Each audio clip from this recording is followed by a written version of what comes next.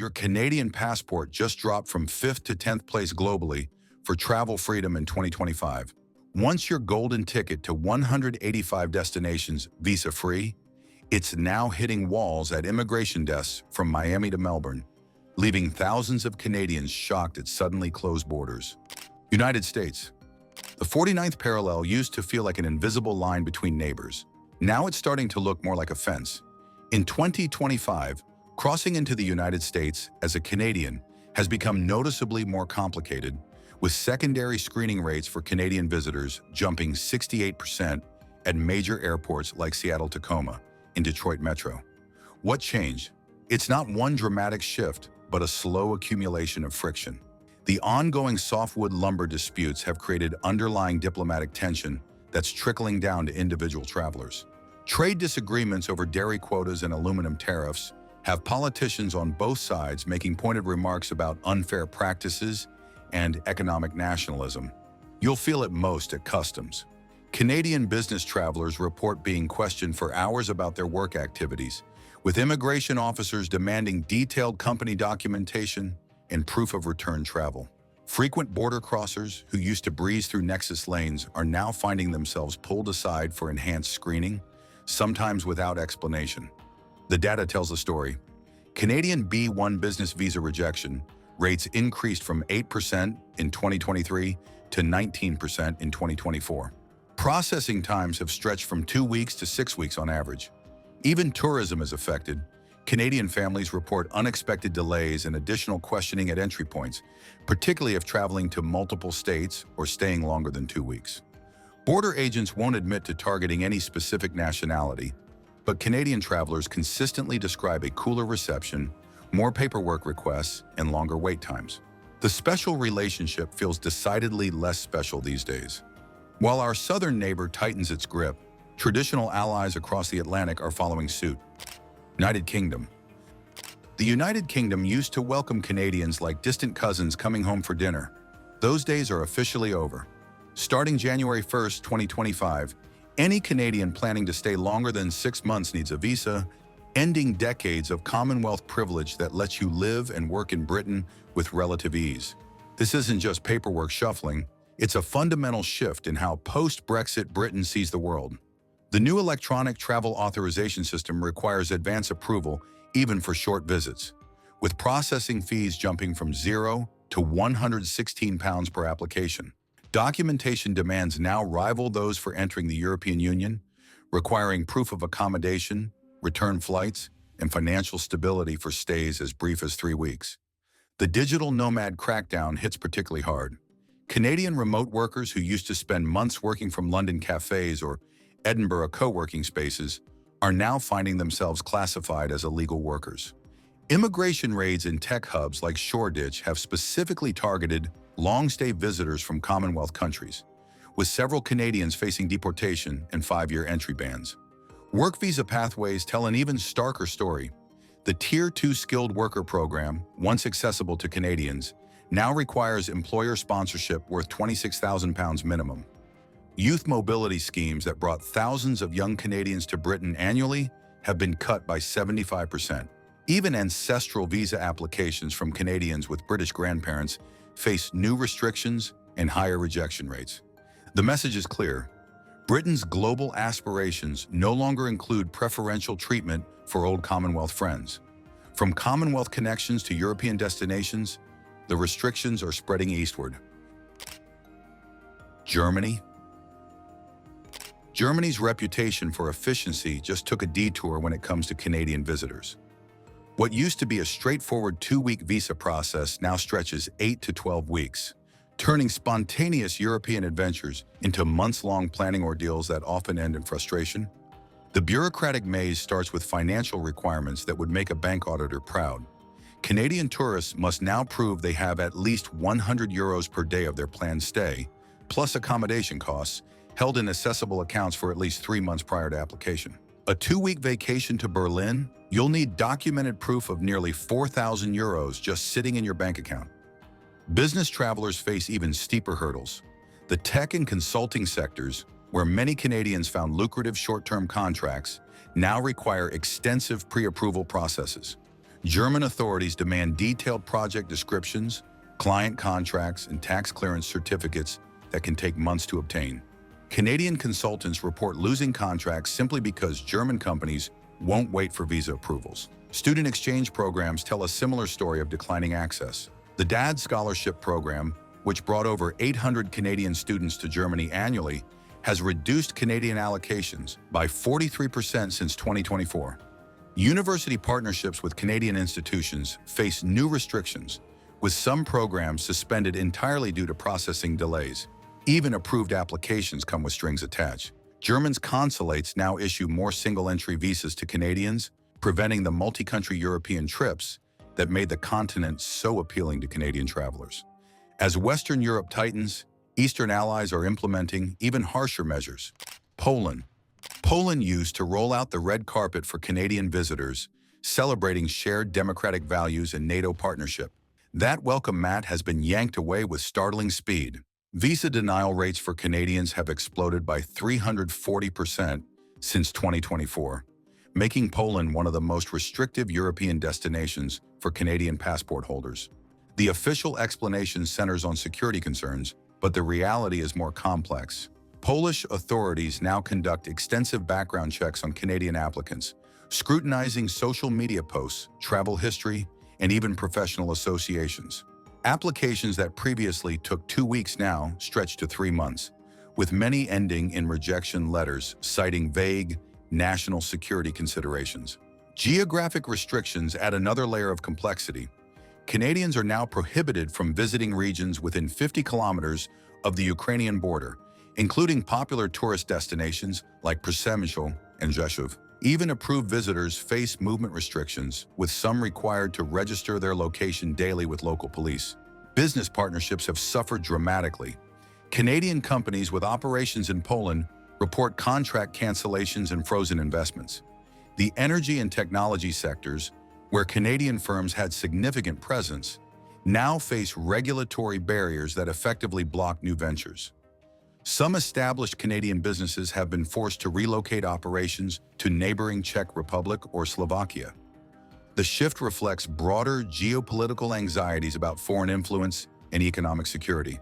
Polish officials privately cite concerns about Canadian government policies and international positioning. Though they won't elaborate publicly, the restrictions aren't limited to Europe, they're spreading to vacation paradises. Barbados. Barbados was Canada's Caribbean escape hatch for decades, where snowbirds fled winter and retirees stretched their pensions under year-round sunshine. But paradise is getting pricey for Canadians specifically. The island nation has introduced a targeted tourist tax that hits Canadian visitors with fees 60% higher than travelers from other countries. The new levy isn't subtle. Canadians now pay $425 Barbadian dollars per person for stays longer than 14 days, while Americans and Europeans pay just $265 for the same period. Hotel accommodations tell a similar story. Major resorts have quietly implemented booking quotas, limiting Canadian reservations to 30% total capacity, forcing many longtime visitors to search for alternatives.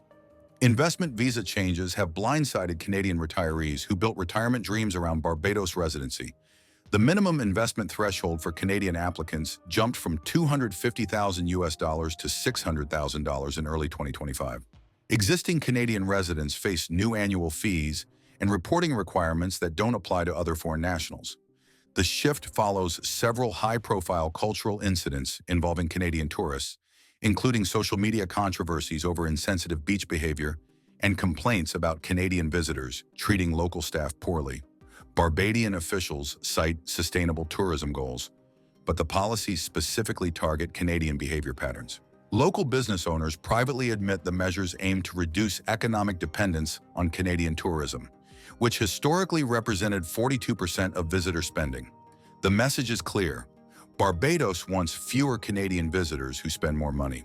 From tropical islands to Asian economic tigers, the pattern continues. Singapore.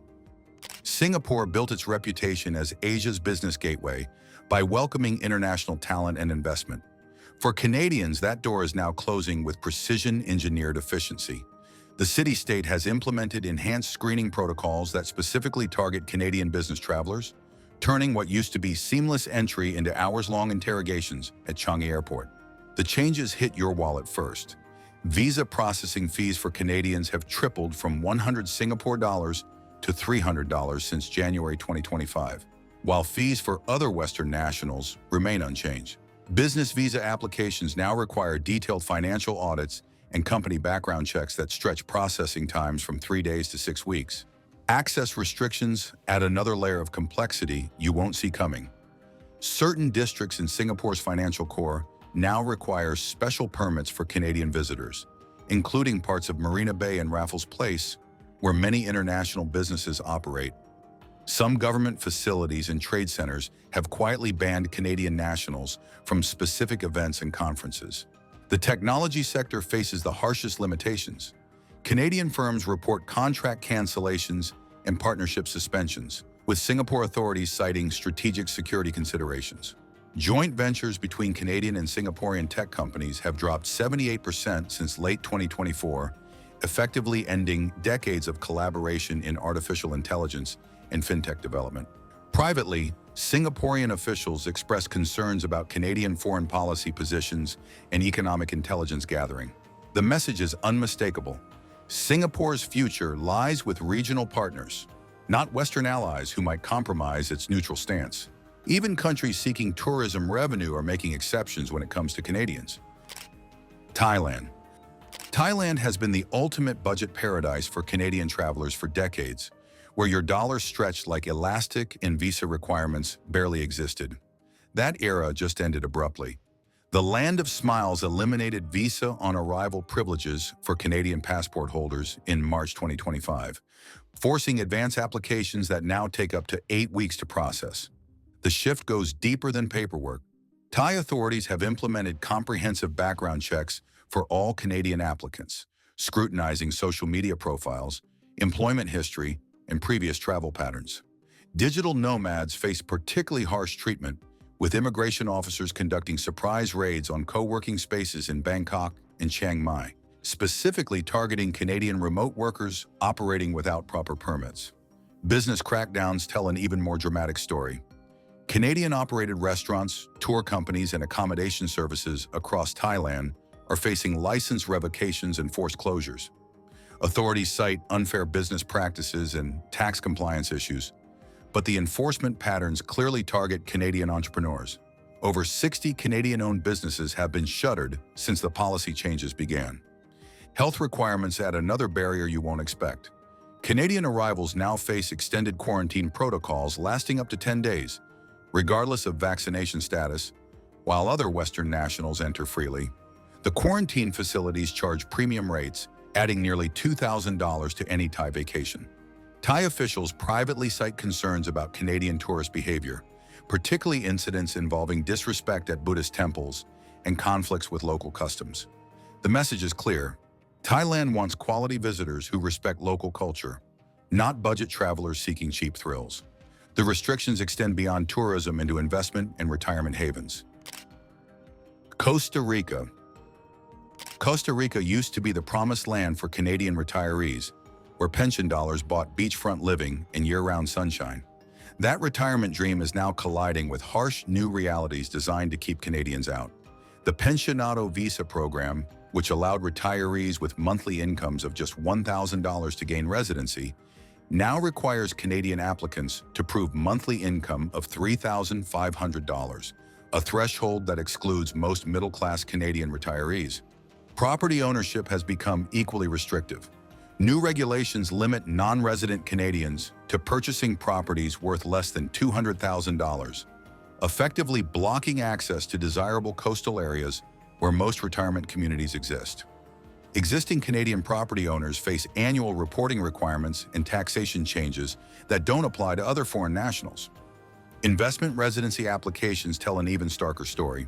The minimum investment threshold for Canadians jumped from $150,000 to $450,000 in February 2025.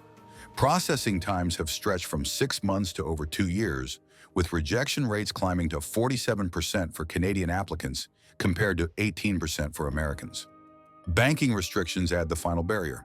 Canadian citizens now face limits on local account holdings and money transfer restrictions that make managing Costa Rican finances nearly impossible. Several major banks have stopped accepting new Canadian clients entirely. The shift reflects growing resentment toward foreign retirees, who Costa Rican officials claim drive up local housing costs while contributing little to the broader economy beyond service sector spending.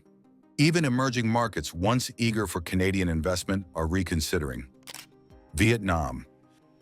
Vietnam represents one of Asia's most dramatic economic transformations, evolving from war-torn isolation to manufacturing powerhouse in just 3 decades. But if you're Canadian, accessing this growth story just became significantly harder. Business visa approval rates for Canadian applications have plummeted to just 60%, compared to 85% approval rates for other Western nationals. The scrutiny starts with your company background. Vietnamese authorities now conduct extensive investigations of Canadian technology and consulting firms, often demanding detailed client lists, project specifications, and financial records that go far beyond standard requirements. Processing times that once took 2 weeks now stretch to 3 months, with many applications rejected without clear explanation. Tourism tells a similarly restrictive story. Canadian visitors face processing delays extending 6 to 8 weeks for standard tourist visas, while Americans and Europeans receive approval within 10 days. The delays aren't bureaucratic inefficiency, they're deliberate policy designed to limit Canadian access. Geographic restrictions add another layer of complexity you won't anticipate. Canadians are now banned from entering several northern provinces near the Chinese border and specific economic zones in Ho Chi Minh City, where foreign investment is concentrated. Even approved visitors face movement monitoring and reporting requirements that don't apply to other nationalities. The shift reflects Vietnam's strategic realignment toward regional partnerships and away from Western influence.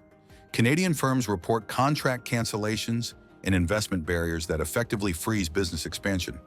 Vietnamese officials cite security concerns and economic sovereignty, but the targeting is unmistakably specific to Canadian interests.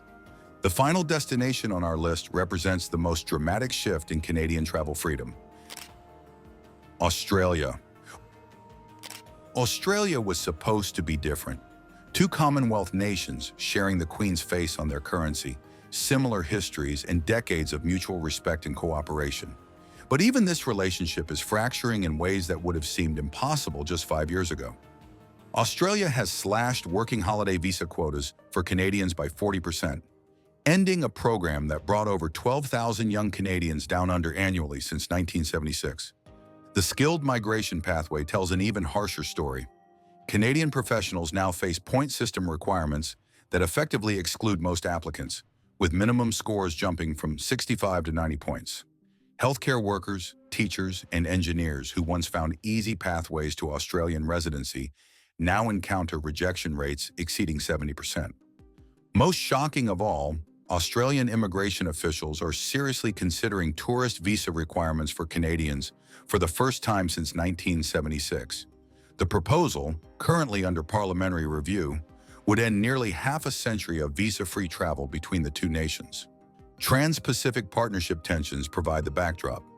Australian officials cite concerns over Canadian foreign investment reviews and critical positions on Australian mining operations in the Pacific. Trade disputes over agricultural products and disagreements about China policy have created diplomatic friction that's now affecting ordinary citizens. The working holiday program cuts hit young Canadians particularly hard. Thousands who planned gap-year adventures or career-building experiences in Australian hospitality and agriculture sectors have had their applications frozen indefinitely. The message from Canberra is unmistakable. Even Commonwealth bonds have limits. For Canadian travelers, the world map is shrinking fast, and even the closest allies are no longer guaranteed friends.